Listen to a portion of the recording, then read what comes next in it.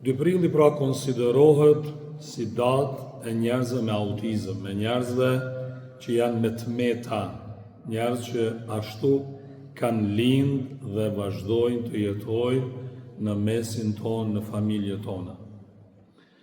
Kombet e Bashkuara natyrisht se i kam parapa dhe kësaj një datë të veçantë, për shkak se në botë, në secilin shtet, secilin vend, ka njerëz me aftësi të veçanta. Statistika tregojnë se dikon çdo shtet mes 7% dhe deri në 12% ekzistojnë të lindur me autizëm në këto shtete. Që do thotë se mesatarja i bie 10% ose 1/10 e njerëzve në çdo shtet janë të lindur me autizëm. Specialistët psikologë parashikojnë se vitet në vijim, numri i lindjeve me autizëm parashikohet të rritet shumë.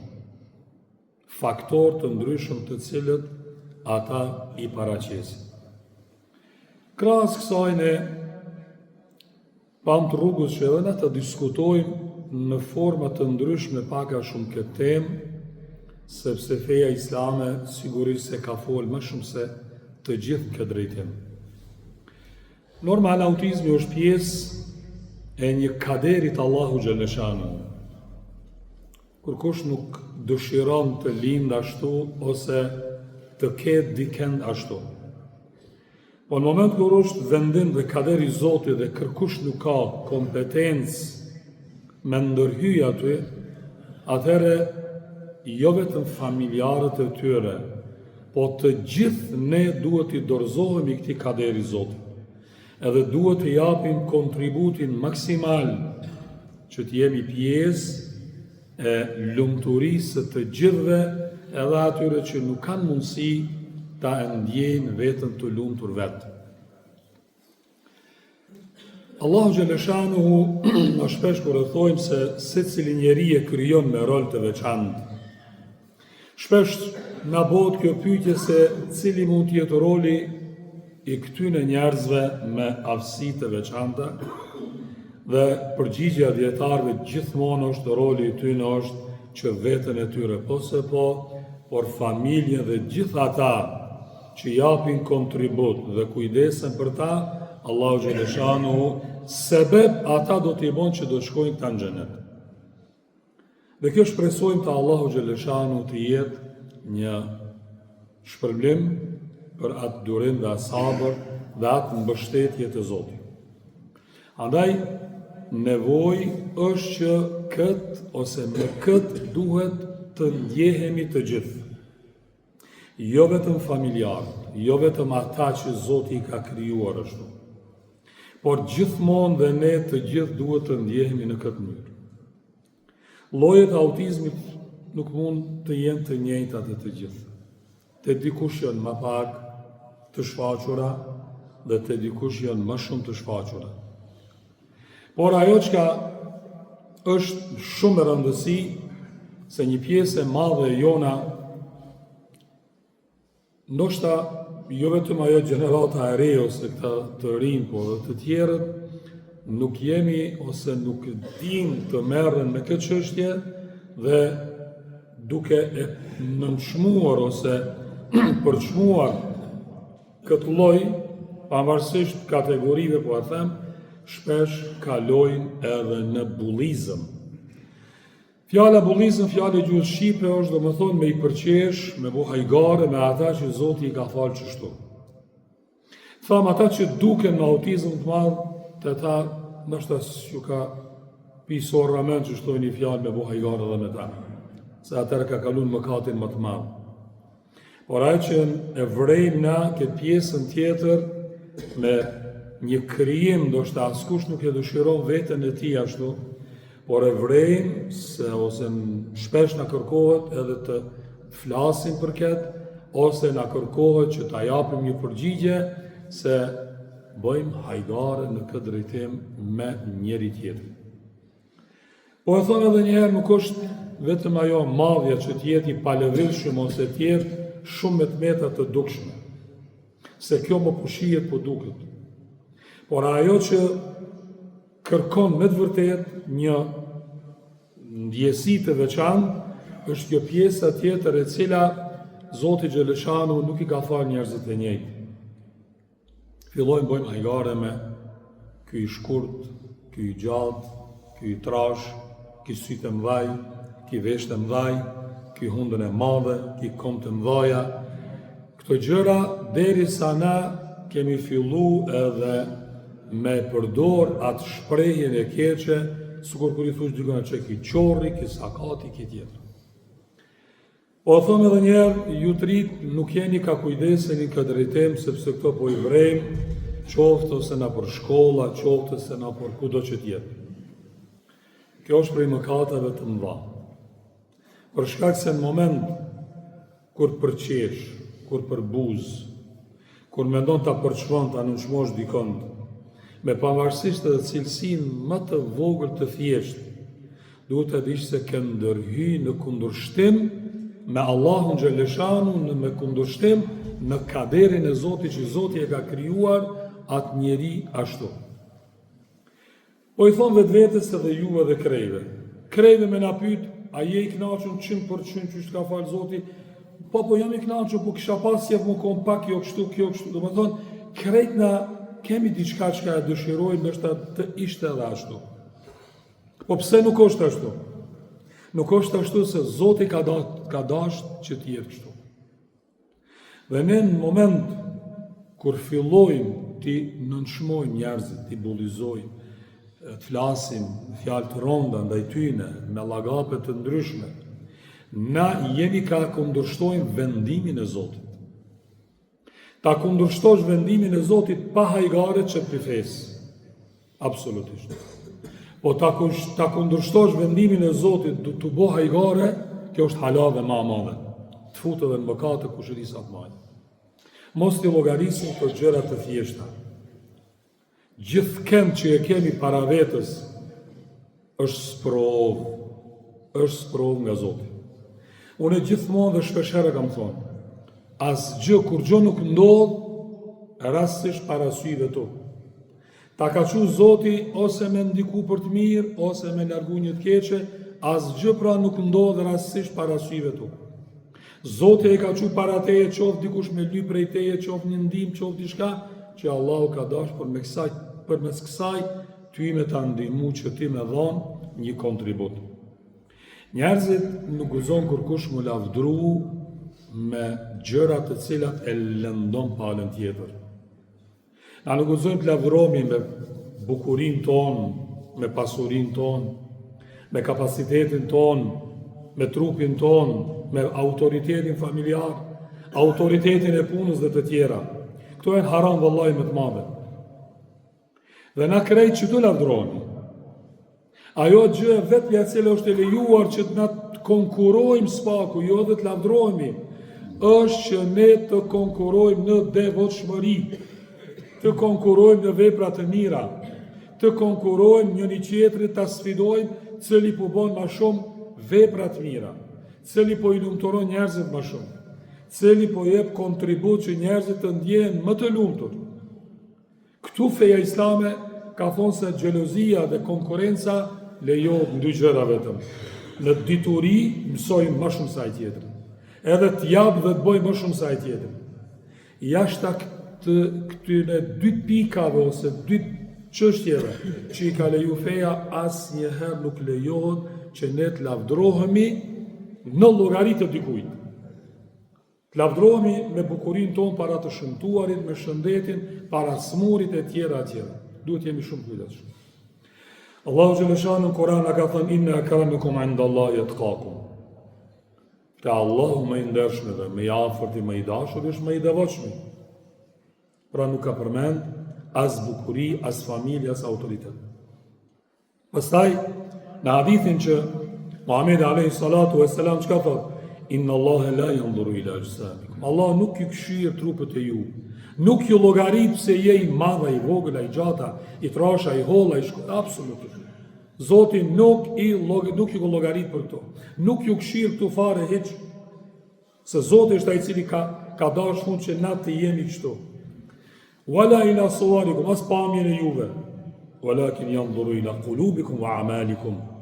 Por Allahu shikon zemrat e juve, në shpirtin e juve, edhe i këshir veprat e juve. Nëse keni shpirt mirë dhe veprat mira, me këto llogariteni të Zotit. Asnjëherë nuk llogaritemi të Zotit sa kemi bërë pasuri. Sepse e kemi thonë një hadith edhe më herët, Allahu xhaleshanuhu çdo pasuri që e derdhë në familje tonë, që blejnë për shpesën, e konsideron sadak të madhe, ose sadak të dyfisht, thot illa al-bina në një hadith. Përveç së ndërtimi, se njerëzit në ndërtim do të bëjnë konkurrent, gjë që nuk ka peshë të Zotit. Për ato dhe skalon sevap, ku shëti sa pari ishte në shpe, nuk ka sevap. Ka sevap ato që e ki blenë familje, e ki vesh familjen, por për ndërtim, Allahu ka thonë illa al-bina. Këtu nuk ka dhënë mundësi që njerëzit përmes kësaj të fitojnë shpërblime. Andaj fenomeni i bullizmit ose fenomeni i përqeshjes, të cilin sot edhe në përshkolla, sidomos qoftë me veshje, qoftë dikush me varfëri, na kemi edhe pjesën tjetër, elhamdulillah, që pjesa më e madhe janë solidar me atë person që i mungon diçka. Po kemi edhe pjesën tjetër absolutisht pakujdesshme, që me të vërtet se na po i ndëgjojnë vetë ata duke i fy ose ofendu ose të i thirë me llagapet të cilat ata nuk kanë qef. Fenë islame kemi hadithe që na tregojnë të thirrni njerëzit me ato llagapet nga llopët që shtojmë na, me cilat ata kanë qef, dhe asnjëherë me ato të cilat ata ndjehen të lënduar. Si ti thush dikujt në qorre, sakati e tjerat, kjo nuk është nga llop që ai person ndjehet i lumtur me të. Për kundrazi, ai ndjehet i lënduar. Edhe na kemi hadith ku Muhamedi alayhi salatu wassalam në një hadith na thot prej veprave më të dashura të Zotit është kur e bën dikon të lumtur. Nëse e marrim kuptimin e kundërt kësaj, prej veprave më të urrejtura të Zotit nëse e lëndon dikën, dhe në veçanti nëse e lëndon në cilësi që ai nuk ka kompetencë në to, ai s'ka kur një farë mundësie me bën ndryshe, sepse kështu Zoti ka dashur ne të lindim.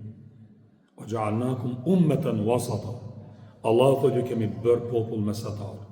Do të keni të pasur dhe të varfër, të fortë, të dobët, të bukur dhe jo të bukur, dhe më thonë ki kombinacion është sprovë e një bashkjetese, ose të themi një tolerancë të jetesës me gjitha strukturave. Nuk ka klasa shoqërore, nuk ka klasa që njerëzit duhet jetojnë kjo kategori ose ajo kategori. Allahu ka dashur të jesh këtu. Shumë herë kemi thonë ke mujt me lind diku shumë tjetër, por Zoti ka dashur ti të lindësh këtu.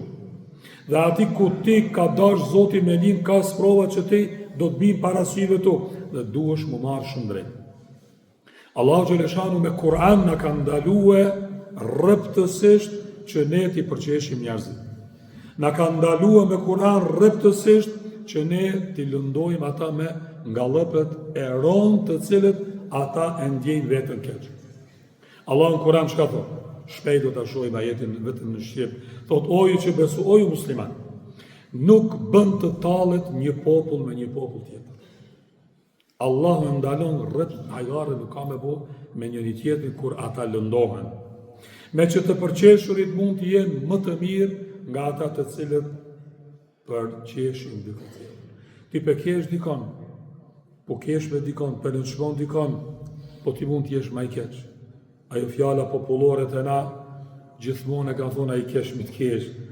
Kur a i kulturumi, ndërumi, a i cili ka një kapacitet të edukatës dhe të kulturës, këtë nuk e bën. E bën vetëm a i që është i ullë, ose ma i ullë se shumë ma i ullë se sa nivelli ati që kytë po e përqesh atë. Pastaj vazhdon ajeti koranor, e as gratë me gratë e tjera, tu i ka potencu në mënyrë të veçantë gjinin femrore. Pse? Sepse kjo ma tepër është e theksuar te gjinia femrore. Po kohëve të fundit, janë bo dhe shumë burra ma grose gratë. Tu livduna për me xhlise, duke o mundu me përçmu ose me nënçmu tjetrin ose ku diçfar, këto janë rrepsisht të ndaluara, këto t'i hupin sevapët e tua. E as gratë me gratë e tjera, sepse mund të ndodhë që gratë e tjera t'jenë më të mira se ato që përqesh. Pastaj vazhdon, dhe mos etiketoni njëri tjetrin me ngallëpe, me llagape. Ferre me ato që ka qef me thirrë.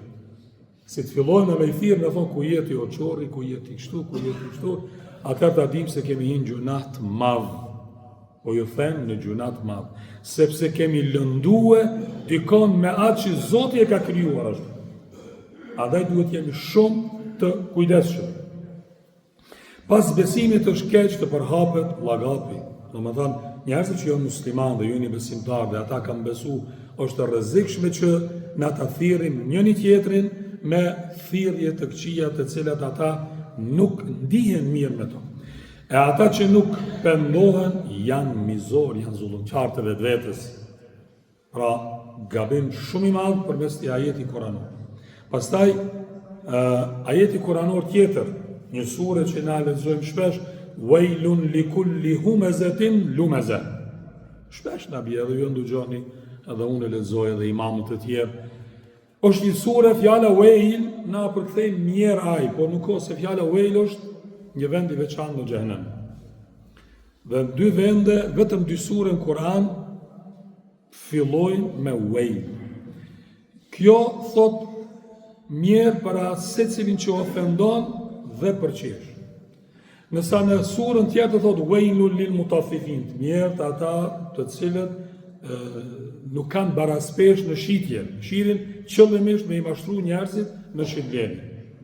Këtu e kemi Wailun likulli humezetin lumeze, i mirë jaj, vendi veçanë në xhenem, për ata të cilët përqeshin njerëzit dhe i ofendojnë, i ulin, i nënçmojnë, sepse ai s'mundu ndoshta vetën ndryshe me majtë përveç se duke u mundu me përçmue, me nënçmu, ose me ofendu palën tjetër, se vetëm këtë mirë, ki ndoshta mund me mbjetu dikush. Jo. Kjo është një kërcënim i qartë nga dy ajetet kuranore, se Allahu Gjeleshanu nuk e falë atë person i cili edhe me shiko mjafton, ai personi mund ndi pitije si të shove se kishti shasun thotë. Hiq pa i thonë, vallaj po të betohen, kjo është mëkat i madh, se tu ka mjellë cilësi se ti përqesh me njerëzit. Nëse ai ndjeje veç prej larë kur shofe, se ti je prej tyne që vepron këtë mirë, mjafton gjuna hiq pa folë kur gjohë. Tu ka mjellë kjo cilësi dhe me laqet e qiellës të njohin me këtë cilësi. Kjo është gabrimi madh. Pyetni ata njerëz dhe shpirtin e tyre. Pyetni familjarët të cilët kanë njerëz me autik, pavarësisht se cilës kategori janë. Jetoni vetëm një ditë me ta dhe pastaj e shihni dhe e kuptoni a ja vlen jo me folë, po as me mendue, me nënçmue, me ofendu diken prej kategorisë të tyre. Veç një ditë a jetojnë. Duhet ta mendojmë se prindrit jetojnë me vite me ta. Allahu Gjeleshanu i shej për cjellë. Dhe Allahu Gjeleshanu është ma afër të ta se të gjdo kusht tjetër. Vetëm se le t'ja dorëzojnë çështjen Allahu Gjeleshanu. Jo rastisht pra thamë fillim edhe bota edhe në Kombet e Bashkuara, pra është një ditë që njerëzit me i thonë njerëzit, kujtoni pak se kjo botë nuk o veç juja. Kjo botë është edhe atyne të cilët Zoti i ka falë dhe ku thamë përqindjet priten si pas psikologëve që janë ekspert kjo drejtim, priten me pas viteve në vijim shumë rritje. Andaj ne nuk gëzojmë në asë një mënyrë që të jemi pjesë e tyre. Kohën e Muhamedit alayhi salatu wassalam, dy nga shokët e Muhamedit alayhi salam njëri tjetrin kështu në afekt, që thonë në padashje, ka qenë Ebu Dherri dhe ka qenë Bilali. Ebu Dherri ishte një person me një autoritet jashtëzakonisht madh, jo vetëm të muslimane, por edhe të Zotit.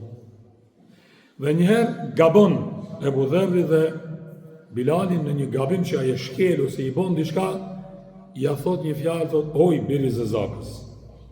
në sa për dorë mi fjallë këta zëzak. Vetë që këtë ja thotë.